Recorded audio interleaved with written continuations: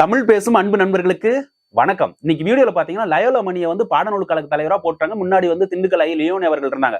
உடனே சாட்டை துருமுருகன் தூக்கிட்டு ஓடியாந்துட்டாரு. இங்க பாருங்க, இது இந்த பிரியாணி, இது இந்த பிரியாணி கூட கம்பேர் பண்ணி நம்மளுடைய லயோலா மணியை கேவலப்படுத்தியிருக்காரு. கூடவே நம்ம சிஎம் அவர்களையும் கேவலப்படுத்தாத விதமா பேசியிருக்காரு. அதை பத்தி டீட்டெயிலா பார்ப்போம்.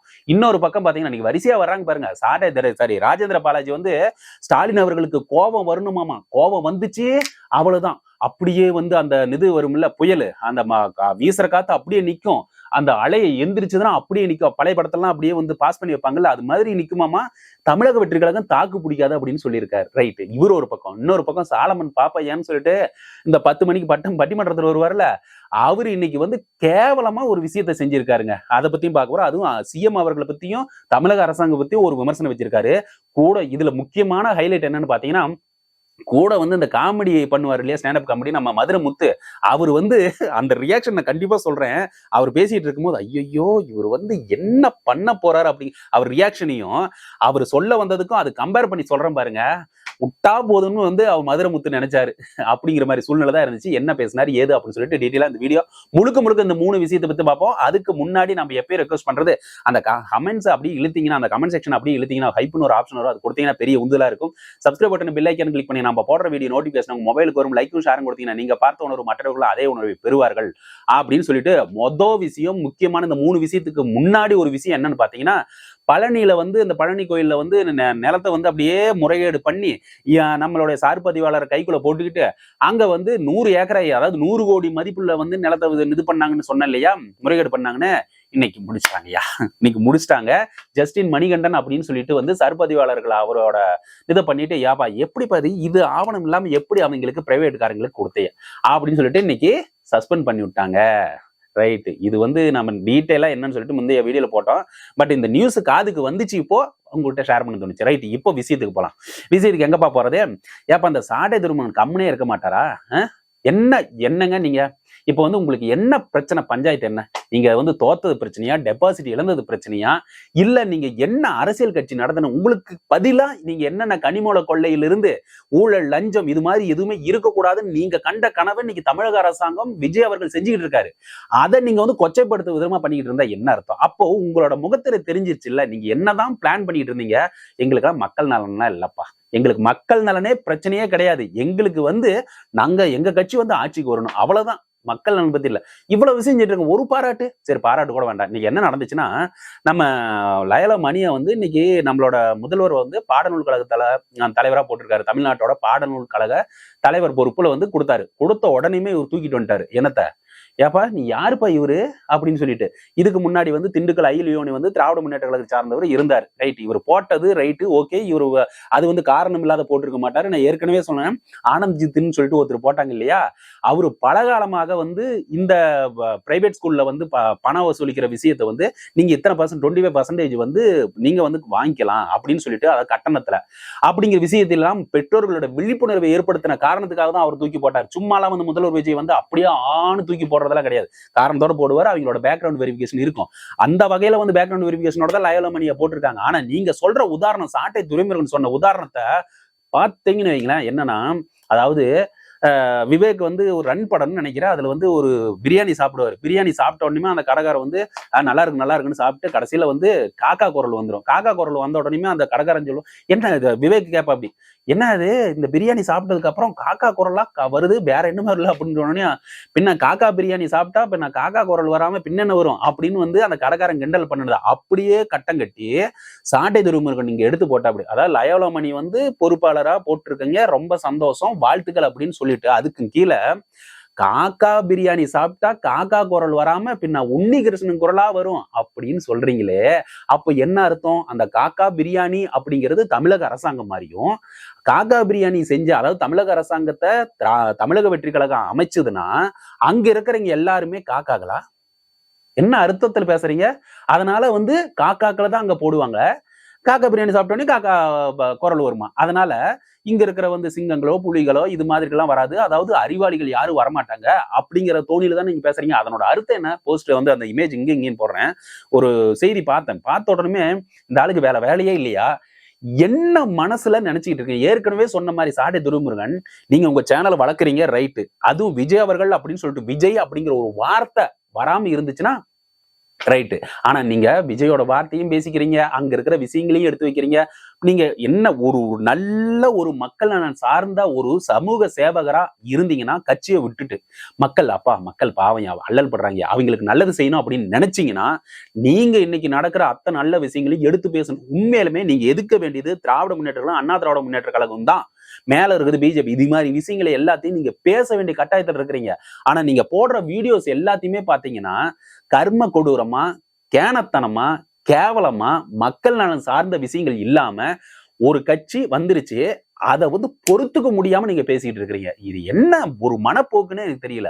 அவங்க செய்யற விஷயங்களை கனிமூல கொள்ளை, கனிமூல கொள்ளை, கனிமூல கொள்ளைன்னு கத்திக்கிட்டே இருந்தீங்களே, எங்க அந்த கடலம மாநாடு, மரங்களின் மாநாடு, இந்த மலைகளின் மாநாடு அப்படின்னு சொல்லிட்டு மாடு மேய்க்கிறேன்னு சொல்லிட்டு ப்ரொடெஸ்ட், அந்த இது போராட்டத்தை தாண்டி மாடு மேய்க்க போறது, இது எல்லாமே சல்யூட், எல்லாமே பக்கா. ஆனா அது எல்லாத்தையுமே கொஞ்சம் கொஞ்சமா ஊழல்களையும் லஞ்சத்தையும் ஒழிச்சுக்கிட்டே வராரு.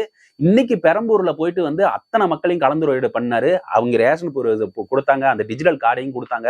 சோ இது மாதிரி நல்ல விஷயங்கள்லாம் செஞ்ச மனுஷனை நீங்க பாராட்டவே வேண்டாம். ஆனா கேவலப்படுத்தாதீங்க. இதுக்குள்ள காக்கா குஞ்சுகளை இவங்கலாம் இல்ல காக்காங்களான்னு நாம நம்ம சேனல் ஒரு அறத்தை ஃபாலோ பண்றோம். யாரையும் திட்டக்கூடாது, யாரையும் கேவலமா மத்த சேனல் மாதிரி அவனே இவனே அப்படிங்கிற பேசுறது இல்ல. அது நமக்கும் பேச தெரியாமலாம் இல்ல. நம்ம தளபதி விஜய் அவர்கள் சட்டமன்றத்துல பேசுன மாதிரி எங்களுக்கு எல்லாம் பேச தெரியாமலாம் இல்ல.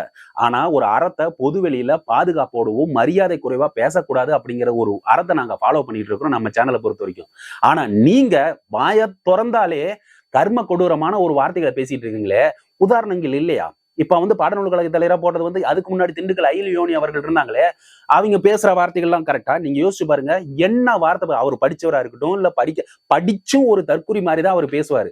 அதுவும் கெட்ட வார்த்தையா, கேவலமான வார்த்தையா, ஒரு பொது வெளியில உங்களை பார்த்து அந்த நிக்கிற தொண்டர்களும் சரி, அந்த பொதுமக்களும் சரி, நீங்க பேசுற வார்த்தைகளா என்னென்ன வார்த்தைகளை பேசுறீங்க? அப்படிப்பட்ட ஒரு பாடநூல் கழக தலைவரா போட்டிருந்தீங்க, ரைட். இப்போ நம்ம லயோலா மணி கொஞ்சம் யோசிச்சு பாருங்க. சின்ன வயசு கொஞ்சம் போட்டிருக்காங்க. அந்த விஷயத்த நீங்க பாராட்ட வேண்டவே வேண்டான்னு தான் சொல்றேன். ஆனா நீங்க பேசின விதம் தவறானது மட்டும். ஏன்னா இதுக்கு மேல போனா நம்ம ஓவரவே ஏதாச்சும் பேசிடுவோம் தான். அதனால பாராட்ட வேண்டாம். நீங்க விஷயத்த எடுத்து கன்வே பண்ணா போதும். ஆனா பேச்சு சுதந்திரம் இருக்குது. ஆனா இப்படி பொதுவெளியில பேசுனீங்கன்னா உங்களோட டிகிரன் ஏற்கனவே சொன்ன மாதிரி நீங்க உங்களோட மரியாதையும் அந்த கட்சியோட ஒரு அறத்தையும் ஃபாலோ பண்ணணும் அப்படின்னா நீங்க இது மாதிரி வார்த்தைகளை தவிர்க்கணும். ஏற்கனவே நிறைய வீடியோஸ் மீம்ஸும் வந்துட்டு இருக்குது. உங்களை என்னமோ கட்சியில இருந்து தூக்குறதா சொல்லிட்டு இருக்காங்க. நெசமா கொஞ்சம் இருந்தா, ஆனா இப்படியே பண்ணிட்டு இருந்தீங்கன்னு வைங்களேன், அண்ணன் சீமான் அவர்கள் இப்ப சமீப காலமா ஒரு மீடியாவை சந்திக்கிறது தவிக்கிறாரு. ஆனா நீங்க உங்களோட சேனலை வளர்த்துக்கிட்டு உங்களுக்கு ஒரு வயிற்று பிழைக்கே இல்லைன்னா, ஒரு வயிற்று பிழைப்புக்கு இல்லாதனால இந்த வேலையெல்லாம் செஞ்சுட்டு இருக்கிறீங்களா? ஏதோ ஒரு செய்தி எடுத்து போடணும் அப்படின்ட்டு. ஒருவேளை இந்த செய்திகள் உண்மையாக இருந்து, அதாவது நான் போட்ட அந்த போஸ்டர் இந்த ஆரோன்னு சொல்லிட்டு ஒரு சேனல்ல தான் இருக்குன்னு நினைக்கிறேன், இந்த இன்ஸ்டாகிராம் பேஜ், அதுல போட்டது இது உண்மையாக இருக்கும் பட்சத்தில் தயவு செய்து இது மாதிரி போக்கு நீங்க பேசியிருந்தா அது தவறானது, கண்டிக்கிறோம் அப்படின்னு சொல்லிட்டு நாம இன்னொரு பக்கம் போயிருவோம். யாரு? சாலமன் பாப்பையா அப்படின்னு சொல்லிட்டு ஒருத்தர் இருக்காரு இல்லையா, அவரோட பட்டிமன்றம் அவர் என்ன சொல்றாருன்னா, அங்க சொல்றது விஷயத்தை விட பக்கத்துல மதுரை முத்து உட்காந்துட்டு இருந்தாருங்க. அங்க உட்காந்துக்கிட்டு இருக்கும்போது பேசிட்டு இருக்கும்போது எங்கேயாவது யாராச்சும் செய்தியாளர் விஜய் அவர்களை கேட்டு இவர் ஏதாச்சும் பேசிடுவாரோ, இவர் வேற திராவிட முன்னேற்ற கழகத்துக்கு முட்டு கொடுப்பாரு, எப்படியா நான் சமாளிக்கிறது, நாம வேற நல்ல மனுஷங்களை சப்போர்ட் பண்ணி பேருதான் இருக்குது அப்படின்னு இந்த பக்கம் மதுரை முத்துவோட ஒரே பயம், மூஞ்ச பாத்துக்கிட்டே இருந்தார். நானும் அந்த வீடியோ பார்த்தேன்.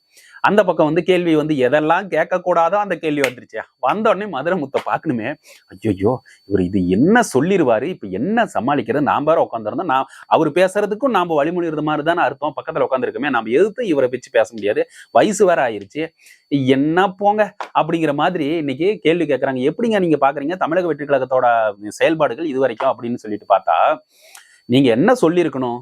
ஒரு தெளிவான முடிவு. இவ்வளவு விஷயத்துக்கு நான் சிங்கப்பெண் அதிரடி படையிலிருந்து இன்னைக்கு நடக்கிற நலத்திட்டங்கள், பெரம்பூர் ரேஷன் அரிசி கொடுக்குற அந்த டிஜிட்டல் கார்டு வரைக்கும், தொகுதி விசிட் வரைக்கும், கரூர்ல நம்ம பணி நியமன ஆணை கொடுத்த வரைக்கும் எல்லாத்தையுமே எடுத்து லிஸ்ட் அவுட் பண்ணா அதை எடுத்து நல்லது பேசியிருக்கணுமா இல்லையா? ஒரு பொறுப்பான ஒரு வயது முதிர்ந்த நீங்க ஒரு ஆசிரியர் பேராசிரியர்னு சொல்லிக்கிறீங்க, ரைட்டு, பேராசிரியர், அதுல எந்த மாற்று கருத்து இல்லை. ஆனா நல்ல நல்ல விஷயங்கள் எல்லாம் சொல்லிக்கிறீங்க, சன் டிவியில பார்த்துருக்கிறோம். ஆனா நீங்க ஒரு சார்பு அந்த பக்கம் சாயாம நடுநிலையோடு இருந்து இதெல்லாம் நடந்திருக்குதப்பா, இந்த திட்டம்லாம் கொண்டு வந்திருக்காங்க, யாரையும் போய் அடிக்கல, யாரையும் போய் குத்துல, யாரையும் ஊழல் பண்ணல, எந்த ஒரு கொலையோ கொள்ளையோ கற்பழிப்போ இது மாதிரி விஷயங்கள் வந்து நிறைய நடக்கல, குறைஞ்சிக்கிட்டே வருது. ஆரம்பத்துல வந்து மீடியா காட்டிட்டே இருந்துச்சு. இப்ப எல்லாம் வந்து அந்த சிங்கப்பெண் அதிரடிப்படை வந்த உடனே அந்த மீடியாவில் கூட காட்ட முடியல. ஏன்னா அவங்க வந்து போக்கஸ்டே ஏதாச்சும் ஒண்ணு நடக்குமா எடுத்து வந்து போடலான்னு பார்த்தாங்க. அதையும் இப்ப கட் பண்ணி சிங்கப்பெண் அதிரடிப்படையும் சரி, மத்த நம்மளோட சட்டம் ஒழுங்கு டிஜிபில இருந்து அத்தனை பேருமே கண்கொத்தி பாம்பா பார்த்துட்டு இருக்கோம். ஒரு தப்பு நடந்துடக்கூடாது, தமிழக அரசாங்கத்துக்கு மேல வந்து ஒரு பள்ளி விழுந்துடக்கூடாதுன்ட்டு அப்படியெல்லாம் பார்த்துக்கிட்டு இருக்கிறதுனாலதான் இன்னைக்கு அது குற்றமும் சரி, சட்டம் ஒழுங்கு சூப்பரா இருக்குதுன்னு தான் நம்ம. ஆனா நீங்க எல்லாமே செய்திகளை பாக்குற ஐயா, நீங்க இது மாதிரி செயல்களை வந்து சொல்லியிருக்கலாமா? அதாவது இதுவரைக்கும் நல்லா இல்ல அப்படின்னு ஒரே வார்த்தையில முடிச்சுட்டு போறீங்க. அப்போ மதுரமுத்து, ஐயோ மதுரமுத்துவோட ரியாக்ஷன் பாக்கணுமா? அவரோட ரியாக்ஷன், ஆஹா நாம எதிர்பார்த்த கேள்வியும் வந்துருச்சு, ஏடா குணமான பதிலும் சொல்லிட்டாரே, இதெல்லாம் நம்ம தலையில இறங்கிருமோ, நாம இவரை கூப்பிட்டதுக்கு எவ்வளவு முடியுமோ அவ்வளவு செஞ்சுட்டாரே அப்படிங்கிற மாதிரிதான் அவரோட ரியாக்ஷன் இருந்துச்சு. ஆனா அப்படியே ஒரு சப்பக்கட்டு கட்டினாரையா பாப்பையா அவர்கள். அதுக்கு வேணா நம்ம ஏதாச்சும் ஒண்ணு சொல்லிடலாம் சரிங்க அப்படின்ட்டு. அதாவது இனிமேல் வந்து அவங்க எல்லாம் வந்து பண்ணுவாங்க, இனிமே பொறுத்திருந்து தான் பார்க்கணும். அந்த இனிமே பொறுத்திருந்து பாக்குறது வந்து இந்த 50 நாள்ல தான் வந்து என்ன ஐயா நீங்க வாயிலிருந்து சொல்லிட்டீங்க நல்லாலின்ட்டு, அந்த நல்லாலைக்கான காரணத்தை சொல்லியிருக்கணும் இல்ல? எப்பா இதனால நல்லா இல்ல, இதனால பிரச்சனை வந்துருச்சு, இன்னாருக்கு பிரச்சனை பண்ணாரு, இன்னாரு தொகுதியில வந்து இவ்வளவு பிரச்சனைகள் இருந்துச்சு, தமிழ்நாட்டுல வந்து இவ்வளவு ஒரு டேட்டாவோட சொல்லியிருந்தீங்கன்னா நம்ம மாரிதாஸ் அவர்கள் ஏதோ சொல்லிட்டு இருப்பாரு, நல்லதோ கெட்டதோ இருக்கதோ இல்லையோ எதையோ ஒண்ணு டேட்டாவை எடுத்து டிவிக்குள்ள போட்டுக்கிட்டு அவர் வாக்குல பேசிட்டு இருப்பாரு. ஆனா அது மாதிரி ஏதாச்சும் சொன்னா கூட நான் போய் ஆராய்ச்சி பண்ணி பாக்குறது, குருட்டாம்படியா பேசுறது வந்து ஒரு பேராசிரியருக்கு அழகா அப்படிங்கிறத ஒண்ணு தெரியல. எந்த ஒரு நோக்கத்தை வச்சு நீங்க வந்து அது வந்து இது வரைக்கும் தமிழக அரசாங்கம் வந்து சரியில்லை அப்படிங்கிறது எந்த வகையில சொன்னீங்க? ஒரு உதாரணத்தோட சொல்லணும்ல. நீங்க பட்டிமன்றம் பேசணும், நாங்களே கூட சொல்றோம் பட்டிமன்றம் நடந்துகிட்டு இருக்குதுப்பா, நீங்க வந்து அப்படியே இன்ட்ரோ கொடுக்குறீங்க, இன்ட்ரோ கொடுத்தோன்னே நாங்க பாக்குறதே வந்து அந்த இவர் இருப்பாரு ராஜா அவர்களும் பாரதி அவர்களும் பேசுறதுதான் நாம பார்த்துக்கிட்டு இருப்போம். அதுக்குன்னு ஒட்டுமொத்த சாலமன் பாப்பையா அவர்களோட பட்டிமன்றமே சரியில்லைன்னா சொல்ல முடியும்? என்ன ஒரு ஒரு இது அவங்க பேசுறாங்க, அவங்களோட பேச்சுகளும் உங்களுக்கு கூட சேர்ந்து சாலமன் பாப்பையா பட்டிமன்றம் அப்படின்னு சொல்லிட்டு அதுல சிறு நிறை குறைகள் இருக்கதான் செய்யும். அதை வந்து நீங்க எடுத்து பேசுறீங்கல்ல, ஒரு சைடு தரப்பையும் இந்த சைடு தரப்பையும் ரெண்டையும் பார்த்து நடுநிலையோட ஒரு பதில சொல்றீங்களா, அது மாதிரி இன்னைக்கு பேசுறீங்கன்னா உங்க மேல மரியாதை மேலேயே கூடியிருக்கு. உங்களோட வயதுக்கு ஏதோ தகுந்த மாதிரி இன்னைக்கு பேசல அப்படிங்கிறதா ஒட்டுமொத்த தமிழக மக்களோட குரலாவே இருந்துகிட்டு இருக்குது. கமெண்ட்ஸ்ல போய் பார்த்தா தெரியுது. சரிப்பா இவரு பேசியாச்சு. இந்த பக்கம் ராஜேந்திர பாலாஜின்னு ஒருத்தர் இருக்கார் இல்லையா, அண்ணா திராவிட முன்னேற்ற கழகத்தை சேர்ந்தவரு, அவரு இன்னைக்கு ஒரு சம்பவம் பண்ணி விட்டாரு. இது சம்பவம்னு சொல்றதா அல்ல அசிங்கம்னு சொல்றதான்னு தெரியல. அவரு வந்து என்ன நினைச்சுக்கிட்டு இருக்கிறீங்க, தமிழக வெற்றி கழகம் வந்து இன்னும் கொஞ்சம் வெயிட் பண்ணுங்க, ஸ்டாலின் ஐயா கோபம் வந்துகிட்டே இருக்குது. கோபம் வந்து இப்ப பாத்தீங்கன்னா வந்து கன்னியாகுமரியில ஆரம்பிச்சிருச்சு, அப்படியே ட்ரெயினை பிடிச்சி மெதுவா ஏறி வந்துகிட்டே இருக்குது. மெட்ராஸ் வந்துச்சுன்னு வையுங்களேன், தமிழக வெற்றி கழகம் அப்படிங்கிற ஒரு கட்சியே இல்லாம துவம்சம் பண்ணிடுவாரு. அப்படியே ஆட்சியில இருந்து இறக்கி விடுவாரு. யாரு? ஸ்டாலின். பாவம் அவர் சிவனியான் லண்டன் போயிருக்காருங்க. அங்க போயுமா ஏயா இழுத்து விடுறீங்க? இப்ப நீங்க வந்து அண்ணா திராவிட முன்னேற்ற கழகம் எடப்பாடி பழனிசாமி ஐயா வந்து சொல்லுங்க, எங்க எடப்பாடி பழனிசாமி கோபம் வந்துச்சுன்னு வைங்களேன் என்ன நடக்கும் தெரியுமா அப்படின்னு அதை சொல்லுங்க. நீங்க இங்க இருந்து அப்படின்னா என்னமோ ஒண்ணு வந்து அந்த பக்கம் போக போகுது. அதாவது நீங்க வந்து ஜம்ப் பண்றதுக்கான ஒரு அறிகுறி தெரியுதா? இல்ல தமிழக வெற்றி கழகத்துல நீங்க போய் சேர முடியாது, ஏன்னா நீங்க நிறைய வார்த்தைகளை பேசுறதுனால அங்க சேர்த்திக்க மாட்டாங்க, எல்லாம் இல்லையா அண்டர் டீலிங் மாதிரி ஏதாச்சும் ஒண்ணு நடந்திருக்கும். ஆனா நீங்க அதுக்கு பேச அங்க சேர வாய்ப்பு இல்லாதனால இப்படி ஜம்ப் பண்ண ஆரம்பிச்சீங்களா துதிப்பாடுறதுக்கு. அதான் நான் ஏற்கனவே சொன்ன மாதிரி அண்ணா திராவிட முன்னேற்ற அதிமுக திமுக ஒண்ணு சேர்றதுக்கான சாத்தியக்கூறு எல்லாமே நடந்துகிட்டு இருக்கு. அதுக்கான சப்பக்கட்டுகள் வாரம் 2 அப்படிங்கிற மாதிரி போடலாம், வாரம் 2 வாரம் 3 அப்படியே போயிட்டே இருக்கலாம். ஏன் அப்படின்னா இன்னையில இருந்து நம்ம வந்து சப்பக்கட்டு காட்ட ஆரம்பிக்கணும்ல. ஏன் ஸ்டாலின் ஐயாவை புகழ்றதும், இந்த பக்கம் எடப்பாடி பழனிசாமி ஐயா உதயநிதி ஸ்டாலின் அவர்கள் பேசுறதும் மாறி மாறி பேசும்போது அந்த வடிவேல் காமெடி வருது இல்ல, கவனம் பண்ணி மாறி மாறி உண்மையை சொல்றீங்களே ஐயா அப்படிங்கிற மாதிரி நீங்க வந்து அவங்களை புகழ்றது எந்த விதத்துல நியாயம்? நீங்க தானே அவங்கள சொன்னீங்க திருட்டு திமுக, அந்த திமுக, இந்த திமுக நீங்க என்னென்ன துதிப்பாடிக்கிட்டு இருந்தீங்க பிரச்சாரத்துல, அவங்க ஆட்சிக்கே வரக்கூடாது அப்படின்னு. ஆனா இன்னைக்கு வந்து அவங்க எந்த விதத்துல அவங்க வந்து தோயமாயிட்டாங்க, எந்த விதத்துல வந்து தோயவர்களா மாறி போயிட்டாங்க, அதை ஒரு பாயிண்ட் சொல்லுங்களேன். உடனே ஸ்டாலின் ஐயாவுக்கு கோபம் வந்துச்சுன்னா தமிழக வெற்றிகளுக்கு வரும், கோபம் சீக்கிரம் வரும், தமிழக அரசாங்கம் வந்து கமுறும் அப்படின்னு சொல்லிட்டு நீங்க பாத்துட்டு இருக்கிறீங்க. ஆனா ஒண்ணு மட்டும் உங்களுக்கு ஞாபகப்படுத்திக்கிறேன் செந்தில் பாலாஜி அவர்களே, இங்க கோவப்பட்டதின் விளைவுதான் இன்னைக்கு தமிழக அரசாங்கம் வந்து இருக்குது. ஒட்டுமொத்த தமிழக மக்களின் கோபத்தின் வெளிப்பாடே இன்னைக்கு தமிழக அரசாங்கம் வந்து ஆட்சி அமைட்டு இருக்குது. முதல்வர் விஜய் அவர்கள் இன்னைக்கு வந்து முதலமைச்சரா உட்கார்ந்துட்டு இருக்காரு. அது உங்களுக்கு தெரியுமா? கோபம் ஸ்டாலின் ஐயா மட்டும் தனிநபர் கோவப்பட்டா மட்டும் கிடையாது, ஒட்டுமொத்த தமிழக மக்களும் கோவப்படணும் அப்படிங்கறத நாம சொல்லி இந்த வீடியோ இதோட முடிச்சுக்கிறேன். மறக்காம இது வரைக்கும் வீடியோ பாத்தீங்கன்னா லைக்கும் ஷேரும் கொடுத்தீங்கன்னா நீங்க பார்த்து உணர்வு மற்றவங்க அதே உணர்வு பெறுவார்கள். Subscribe button bell icon click பண்ணி நாம போடுற வீடியோ நோட்டிபிகேஷன் மொபைல் வரும்னு சொல்லிட்டு விடைபெறுகிறேன். நன்றி, வணக்கம்.